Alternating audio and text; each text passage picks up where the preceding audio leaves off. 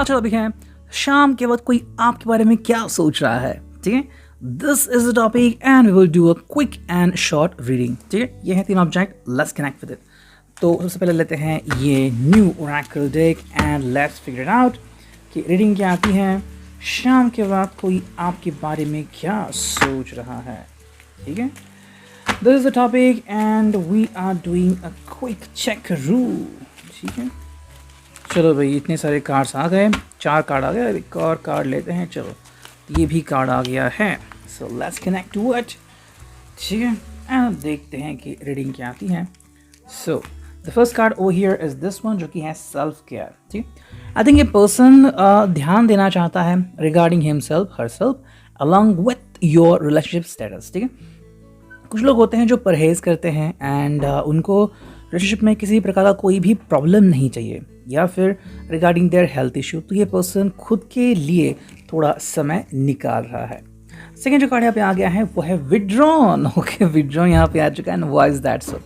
ठीक है, अगर आप दोनों में से किसी को भी लगा है बुरा कि किसी ने भी झगड़ा किया है, तो ये पर्सन ज़्यादातर कोशिश करेगा कि मैं माफ़ी मांगता हूँ इस तरीके से। Okay, this person will be like कि I am saying sorry, because I think इस पर्सन को लग रहा है कि कोई भी बात को ज़्यादा तवज्जो देने से कोई फ़ायदा नहीं है।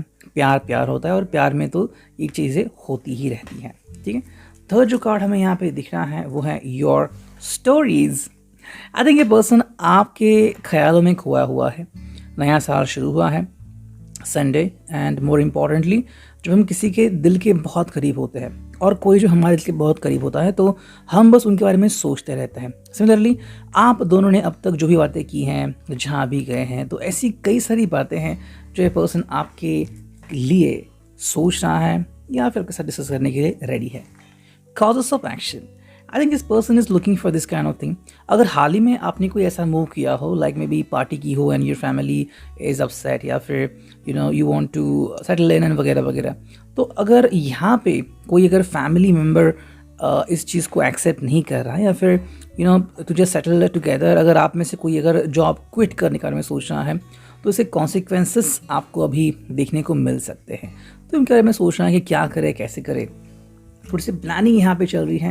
एंड जो फिनाले कार्ड है वो एक्सट्रीमली ड्रामेटिक।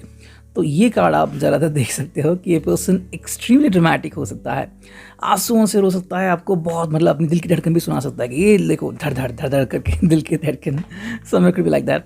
ये हो सकता है बिकॉज एक संडे है। सेकेंडली ड्रिंक हो सकती है एक्स्ट्रा ओवरडोज, तो उसकी वजह से भी ये पर्सन ऐसा कुछ कर सकता है। Let's connect with the tarot, देखते हैं टैरो से हमें क्या रीडिंग मिलती हैं। करते हैं कार्ड्स की शफलिंग। ठीक है, शाम के वक्त क्या आती है फीलिंग। एक कार्ड तो आ गया, ठीक है, अब देखते हैं क्या कार्ड आते हैं। 2 कार्ड आ गए, ठीक है, अब 2 और कार्ड लेते हैं अगर आए तो। ठीक, let's connect to it, come on. ठीक है, 2 ही कार्ड आ गए। चलो ये सारे कार्ड आ चुके हैं, टोटल 3 कार्ड 4 कार्ड आ गए हैं। ठीक है, so let's connect to it. पहला जो कार्ड है वो है high priestess. Take look at that. I think ये पर्सन एक बहुत ही डिवाइन कनेक्शन में रहना चाहता है। इस पर्सन को आपकी मौजूदगी काफ़ी अच्छी लगती है, लेकिन क्या आप उनके साथ हमेशा मौजूद रहते हैं? अगर शादी हुई है तो ये पर्सन आपको बहुत प्यार करता है, नहीं हुई तो आपको बहुत मिस कर रहा है। That you can think about it. Second जो कार्ड है वो है the king of swords. As you can see, Gemini, Libra, Aquarius का ये साइन है। आई थिंक ये पर्सन आपके बातों में उलझा हुआ है।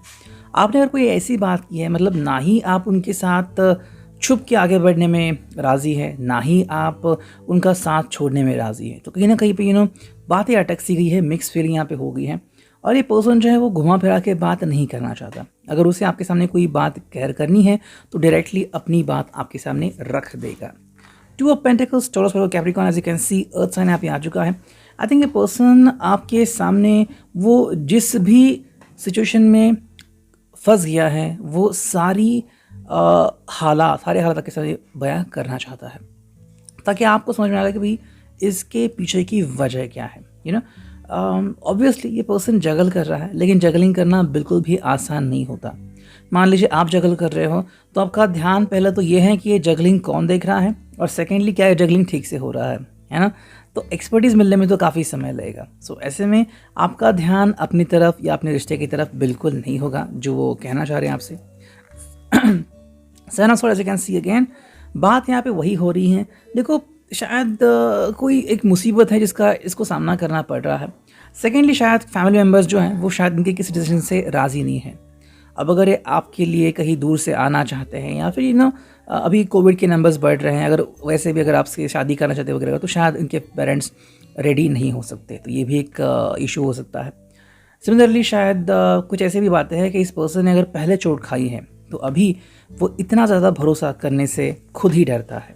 ओके, नेक्स्ट जो कार्ड हमें दिख रहा है वो है द फूल, एंड उसके बाद जो है वो है एस ऑफ कप्स।